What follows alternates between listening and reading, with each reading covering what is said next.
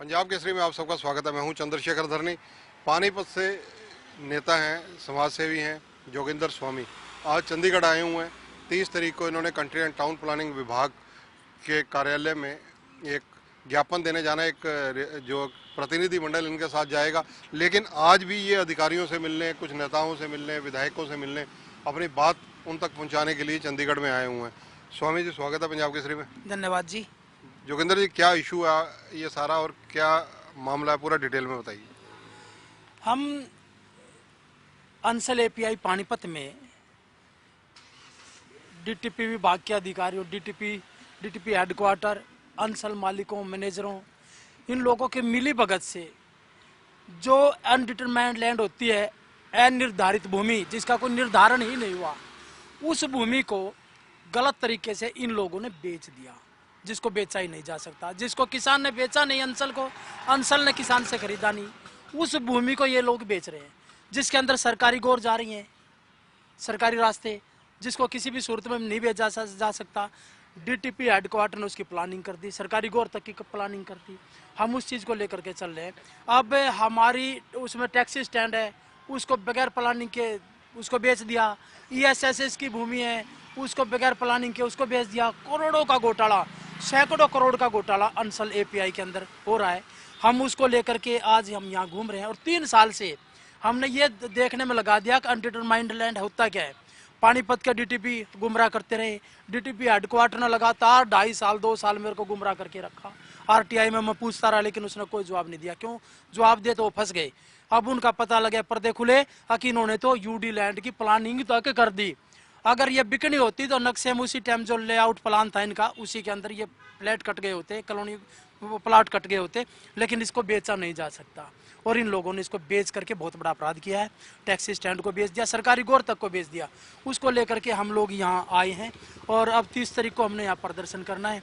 मैं तो कहता हूँ सरकार से, अब हमें भी इस चीज़ में खतरा है। बड़े बड़े बिल्डर्स हैं जिनसे हम लड़ रहे हैं, वो करोड़ों के, सैकड़ों करोड़ का घोटाला है, वो हमारे पीछे लगे हुए हैं। कल को हमारे साथ हादसा होता। मैं सरकार से कहता हूँ, सरकार मुझे सुविधा दे, सरकार मुझे सुरक्षा दे। सरकार हम जो बात रखे उनके, अगर उसके ऊपर पूरा उतरते तो हजारों करोड़ के हम घोटाले ला करके सामने रख सकते हैं। आप आरटीआई एक्टिविस्ट भी हैं। अनिर्धारित भूमि कुल कितनी है जिसको लेकर ये विवाद है? इसमें लगभग 15-16 प्लॉट्स हैं, जिसमें 1000 गज के भी, 800 गज के भी, 900 गज के ऐसे हैं। बाकियों में जो गलत तरीके से इन्होंने, जो गौर हैं, यूडी है, उसमें गलत तरीके से प्लानिंग तक भी कर दी गई है, जो नहीं हो सकती। तो इसका हल क्या है, रास्ता क्या है? हम इसको ये कह रहे हैं कि इसकी सीबीआई से जांच कराई जाए। जितनी यूडी की फर्जी तरीके से रजिस्ट्रियाँ हुई हैं, उन रजिस्ट्रियों को रद्द किया जाए। जिसमें भवन बने हैं जो नहीं बन सकते, उसमें रजिस्ट्रियों में भी लिखा हुआ है कि ये खाली रहेगा, उसके अंदर भवन बना करके कोठियाँ बन गई, डबल मंजिली, 3-3 मंजिली, उनको ध्वस्त किया जाए। जो सरकार की भूमि सरकार को आए, सरकार को करोड़ों रुपए से बचेगा। दूसरा, जो डीटीपी अधिकारियों ने पानीपत में जब हमने इसकी शिकायतें दी तो 7A के वायलेंस के नोटिस दे दिए। 7A का वायलेंस का मतलब क्या है कि आपने बड़े टुकड़ा है उसके टुकड़े कर दिए, वो 7A की वायलेंस है उसका। ये जबकि मैं कह रहा हूँ ये फोर्जरी है, धोखाधड़ी, जालसाजी है।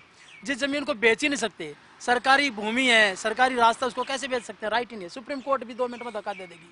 आखिर सुप्रीम कोर्ट की रूलिंग है सरकारी रास्तों को आप नहीं बेच सकते, उसको इन्होंने ठेंगा दिखा दिया। ये धोखाधड़ी, जालसाजी का मामला बनता है। इसके अंदर DTP headquarter, DTP Panipat, Ansal मालिक, उनके मैनेजर, उनके ऊपर आपराधिक मामले दर्ज होने चाहिए। उस चीज को लेकर के हम लड़ रहे हैं। तो इस मामले में आपने कोई लिखित शिकायत भी सरकार से अतीत में की है? ये लगातार मैं अभी हमने ज्ञापन 2-3 बार तो हमने ज्ञापन दे लिए और अब यहाँ चंडीगढ़ भी आके देंगे। हमने मुख्य सचिव को भी, इनको सबको हमने पत्र लिख चुके हैं। हम आगे डीटीपी को भी भेज दिया, हेडक्वार्टर को भेज दिया, डायरेक्टर को भेज दिया, इन सबको हम पत्र लिख चुके हैं। अब ये लेकिन कार्रवाई, मामले को दबाने के चक्कर में कोई 7A का वायलेंस का नोटिस निकाल देते, कुछ निकाल देते। लेकिन ये धोखाधड़ी, जालसाजी, फर्जी दस्तावेजों पर रजिस्ट्री का मामला है। इसके अंदर बड़े बड़े अधिकारी इन्वॉल्व हैं। जिला प्रशासन के कुछ बड़े अधिकारी इन लोगों के साथ मिली भगत किए हुए हैं, जो इस मामले को भटका रहे हैं।